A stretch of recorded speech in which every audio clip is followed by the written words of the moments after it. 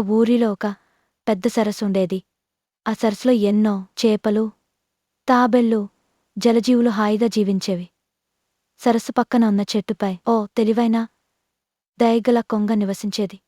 అది ఎప్పుడూ ఇతరులకు సహాయం చేయాలని కోరుకునేది. ఒకరోజు ఆ సరస్సుకు దగ్గర ఓ విచిత్రమైన, కఠిన స్వభావం గల అండ్రకాయ వచ్చింది. అది చూడగానే అందరూ ఆశ్చర్యపోయారు.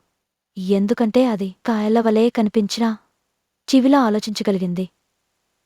కాని అది దుర్మార్గంగా వ్యవహరించేది. అండ్రకాయ రోజు ఒక చేపను తన వైపు ఆకర్షించి మోసం చేసి తినడం ప్రారంభించింది.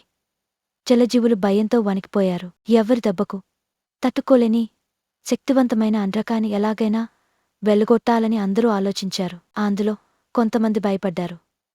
కాని కొంగ వారిని ధైర్యపరిచింది. కొంగ ఒక తెలివైన ప్రణాళిక వేసింది. అది అండ్రకాయను దగ్గరకు వచ్చి చెప్పింది, ఇక్కడ నీకు తినేందుకు తక్కువగా చేపలున్నాయి. నేను ఒక బలమైన సరస్సు తెలుసు. అక్కడ చేపలు పొలంగా ఉంటాయి. నీవు అక్కడికి వెళ్తే రోజంతా తినొచ్చు అంది. కొంగ మాటలు నమ్మిన ఎండ్రకాయ కొంగతో వెళ్లాలనుకుంది. ఆకాశ మార్గాన్న పయనమయ్యారు. ఒక ఎండిన బావిలో ఎండ్రకాయను కొంగపడేసింది. అక్కనుండి బయటపడలేక అక్కడే పోయింది ఎండ్రకాయ. ఎండ్రకా మిగిలిన జీవులు సంతోషంగా ఆ రోజు నుండి ఉండసాగాయి.